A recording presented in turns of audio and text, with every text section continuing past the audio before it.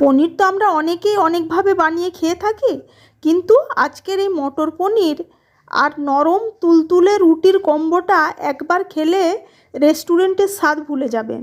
দেখুন রুটিটা কতটা নরম হয়েছে আর পনিরের গ্রেভিটা দেখতে কতটা লোভনীয়। আজকের ভিডিওতে আমি কিছু স্পেশাল টিপস দেব, যেটা আমার 5 বছর ধরে আমার চ্যানেলের মাধ্যমে আপনাদেরকে রান্না শেখানোর অভিজ্ঞতা। নমস্কার, সুরভির রান্নার তরফ থেকে সকলকে স্বাগত। আমি সুরভি আবার একবার চলে এসেছি আপনাদের মাঝে আমার নতুন একটা রেসিপি নিয়ে। রান্নাটা করার জন্য সবার প্রথমে গ্যাসে কড়াই বসিয়ে তার মধ্যে জল দিয়ে ছাড়ানো মটরশুঁটিগুলো দিয়ে হালকা করে ভাপিয়ে নিলাম, নিয়ে জলটা ঝরিয়ে নিলাম। এবার গ্রেভিটা বানানোর জন্য সবার প্রথমে গ্যাসে কড়াই আবারও বসিয়ে দিলাম। কড়াইটা ভালো মতো গরম হয়ে যাওয়ার পর আমি এখানে দিয়ে দিলাম সর্ষের তেল। আমি এখানে কিন্তু ফ্রোজেন পনির ব্যবহার করেছি, আপনারা চাইলে ফ্রেশ পনির দিয়েও রান্নাটা করতে পারেন, সেক্ষেত্রেও খেতে ভীষণই ভালো লাগবে। তেলটা গরম হয়ে যাওয়ার পর পনিরগুলো দিয়ে দিলাম। এবার এর মধ্যে দিয়ে দিলাম 1 পিঞ্চ হলুদের গুঁড়ো আর 1 পিঞ্চ নুন। এবার পনিরগুলো হালকা করে ভেজে নেব। পনির কিন্তু একদম কড়া করে ভাজবেন না, এটা হলো প্রথম টিপস। তাহলে কিন্তু পনির খেতেও ভালো লাগবে না আর গ্রেভিতে পনিরটা সফটও থাকবে না। এইভাবে হালকা করে ভেজে পনিরটা তুলে নেব। আমার এই পুরো রেসিপি দেখার পর যদি আপনাদের ভালো লেগে থাকে তাহলে প্লিজ যারা এখনও আমার চ্যানেলটি সাবস্ক্রাইব করেননি তারা আমার চ্যানেলটা সাবস্ক্রাইব করে পাশে থাকা বেল আইকনটা প্রেস করে দেবেন। আর যারা সাবস্ক্রাইব করেছেন তাদেরকে অসংখ্য ধন্যবাদ। আর অবশ্যই লাইক বা কমেন্ট করে জানাতে ভুলবেন না আপনাদের কাছে রেসিপিটা কেমন লাগলো। পনিরটা ভাজা হয়ে গেছে, আবারও ওই কড়াইয়ের মধ্যে দিয়ে দিলাম একটু সর্ষের তেল।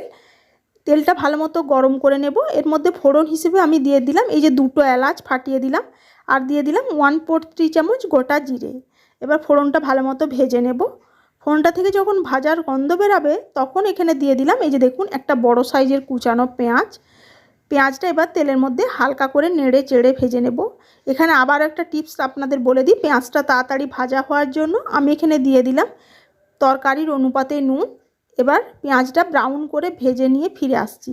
বললে বিশ্বাস করবেন না, এই মটর আর পনির একবার আমার পদ্ধতিতে রান্না করে খেলে বাড়ির সকলেই দেখবেন প্রায় আপনাদেরকে ডিনারে আবদার করছে যে এই রকম ধরনের মটর পনির বানিয়ে দিতে। পেঁয়াজটা হালকা করে ভাজা হয়ে গেছে। এবার এর মধ্যে দিয়ে দিলাম বেসিক কিছু মশলা যেগুলো আমাদের বাড়িতে সবসময় অ্যাভেলেবেল। অল্প হলুদের গুঁড়ো, অল্প কাশ্মীরি লঙ্কার গুঁড়ো, আর 1 চামচ আদা রসুন জিরে ধনের পেস্ট। আপনারা চাইলে জিরে ধনেটা পাউডারও ব্যবহার করতে পারেন। আমি বাটা মশলা দিয়ে রান্না করতে পছন্দ করি, রান্নার স্বাদটা তাতে বেশি ভালো হয় সেই কারণে। এবার মশলাটা ভালোভাবে কষিয়ে নিলাম যতক্ষণ না মশলাটা থেকে তেল রিলিজ হতে শুরু করে। মশলাটা যাতে পুড়ে না যায় তাই একটু একটু করে জল দিয়ে মশলাটা কষিয়ে নিয়েছিলাম। এবার এর মধ্যে দিয়ে দিলাম একটা পেস্ট, সেটা হলো টমেটো, কাজু আর কাঁচা লঙ্কা। আপনারা যেমন ঝাল পছন্দ করবেন লঙ্কাটা সেই অনুপাতে অ্যাডজাস্ট করে নেবেন। রেস্টুরেন্টের গ্রেভির যে একটা সিল্কি ভাব সেটা আনার জন্য আমি এখানে অল্প একটু কাজু দিয়েছিলাম। এবার মশলাটা ভালোভাবে কষিয়ে নেব। আর অবশ্যই কিন্তু গ্যাসের ফ্লেমটা মিডিয়ামে দিয়ে আর ঘন ঘন নাড়তে হবে, নাহলে কাজু আছে তলায় লেগে যাবে। নিয়ে যখন এরকম তেল রিলিজ হতে শুরু করবে তখন এর মধ্যে দিয়ে দিলাম ওই যে ভাপিয়ে রাখা মটরশুঁটিগুলো। দেখতে দেখুন কতটা কালারফুল হয়েছে। এবার মটরশুঁটিগুলো দিয়ে আরও মিনিট 2 সময় ধরে মশলার সাথে ভালোভাবে কষিয়ে নেব। মটর দিয়ে মশলাটা কষানোর পর এই যে দেখুন হালকা হালকা তেল উপরে রিলিজ হয়েছে। এবার এর মধ্যে দিয়ে দিলাম আবার একটা সিক্রেট টিপস, সেটা হলো এই যে ফ্রেশ ক্রিম। এখানে 1 চামচের মতো ফ্রেশ ক্রিম ব্যবহার করেছি। পনিরের যে কোনো রান্নায় এরকম ফ্রেশ ক্রিম ব্যবহার করলে একদম স্বাদটা রেস্টুরেন্টের মতোই আসবে। এবার ক্রিমটা দিয়ে আরও কিছু সময় ধরে ভালোভাবে কষিয়ে নেব। আর এই অবস্থাতেই একেবারে দিয়ে দিলাম অল্প একটু চিনি, কারণ পনির রান্না একটু মিষ্টি মিষ্টি খেতে ভালো লাগে। তবে আপনাদের যদি ইচ্ছা না হয় তাহলে স্কিপ করতে পারেন। তবে তরকারির স্বাদের ব্যালেন্সের জন্য এখানে চিনিটা দিলে খেতে দেখবেন ভালোই লাগছে। এবার আরও মিনিট 2 সময় ধরে মশলাটা কষিয়ে নেব। মশলাটা যখন কষানো হয়ে যাবে এবার সবার শেষে দিয়ে দিলাম গরম মশলা পাউডার। দেখুন মশলাটা দেখতে কত সুন্দর হয়েছে, একদম সুন্দর। এখনই উপর থেকে তেল রিলিজ হতে শুরু করেছে। পনির দেওয়ার আগে এইভাবেও একবার মটর রান্না করে খেয়ে দেখবেন, সেটাও খেতে ভীষণ ভালো লাগবে। এবার সবার শেষে দিয়ে দিলাম ভেজে রাখা পনিরগুলো। এবার পনিরগুলো দিয়ে আরও মিনিট 2 সময় ধরে মশলার সাথে ভালোভাবে মিশিয়ে নেব।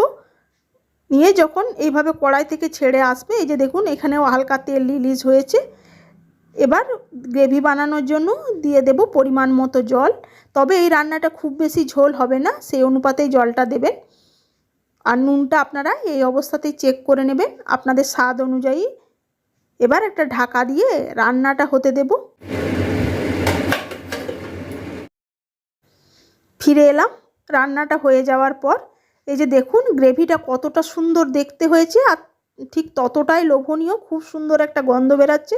দেখলেন তো কত সহজে তৈরি করে ফেললাম রেস্টুরেন্টের স্টাইলে মটর পনির রেসিপি। এবার এটা নামিয়ে গরম গরম রুটির সাথে সার্ভ করে দেব। দেখতে এতটা লোভনীয় আসছে, মানে রুটি করারও দেখবেন আপনার বাড়ির মানুষ আপনাকে টাইম দেবে না, এতটা দেখতে সুন্দর হবে রেসিপিটা। চলুন আজকের রেসিপি এই পর্যন্তই। আপনাদের কাছে কেমন লাগলো অবশ্যই জানাবেন। যদি ভিডিওটা ভালো লেগে থাকে তাহলে অবশ্যই আমার ছোট্ট পরিবারের সদস্যের পাশে থাকার অনুরোধ রইল।